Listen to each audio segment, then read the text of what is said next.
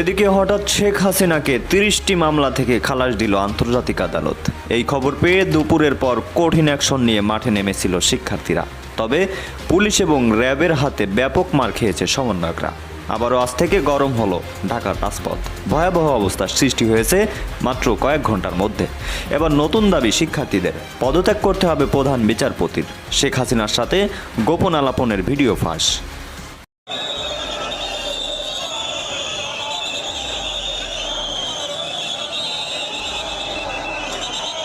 আমরা দেখছি যারা আন্দোলনকারী রয়েছে সেই আন্দোলনকারীদের উপরে কিন্তু পুলিশ রঙিন পানি নিক্ষেপ করছে এবং সেই পানিকেও স্টেট ডিফেন্স হিসাবে সাবেক প্রধানমন্ত্রী শেখ হাসিনা এবং সাবেক স্বরাষ্ট্রমন্ত্রী আসাদুজ্জামান খান কামাল এদের পক্ষে রাষ্ট্রপক্ষ থেকে আনিত যে চার্জের অভিযোগ এসেছে সেই ফর্মাল চার্জ তার বিরুদ্ধে আমি ডিসচার্জের প্রেয়ার করেছি।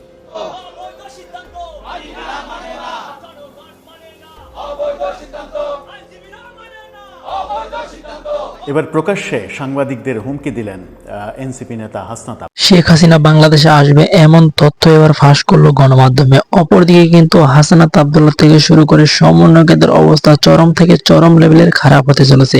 আজকের এই ভিডিওটি বিস্তারিতর মাধ্যমে অনেক কিছু বুঝতে পারবেন। আশা রাখবো সম্পূর্ণ ভিডিওটি দেখবেন, তাহলে সবকিছু বুঝতে পারবেন।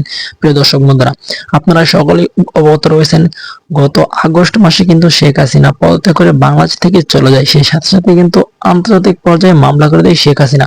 সেখান থেকে কিন্তু বিজয় সুসংবাদ আসতে চলেছে বলে জানিয়েছে শেখ হাসিনা আওয়ামী লীগের পক্ষ থেকে। অপরদিকে আওয়ামী লীগের নেতাকর্মীরা কিন্তু একের পর এক এখন রাজপথে নামার প্রতিশ্রুতি দিয়েছে এবং তারা রাজপথে নেমে আন্দোলনে সামিল দিচ্ছে। তাহলে কি সত্যি শেখ হাসিনা এবং আওয়ামী লীগের বিজয় সুনিশ্চিত? আপনাদের কি মনে হচ্ছে অবশ্যই কমেন্ট করে বলে যাবেন। শেষে যদি শেখ হাসিনা বাংলাদেশে আসে তাহলে বাংলাদেশের মানুষ তাকে কিভাবে গ্রহণ করবে? অবশ্যই সেই বিষয়টি কমেন্ট করে বলে যাবেন। আজকের মতন এই পর্যন্তই, দেখা হচ্ছে পরবর্তী কোনো ভিডিও নিয়ে। সেই পর্যন্ত আপনারা সকলে ভালো থাকবেন, সুস্থ থাকবেন। অবশ্যই এই চ্যানেল সাবস্ক্রাইব করে আমাদের সাথেই থাকবেন। আল্লাহ হাফেজ।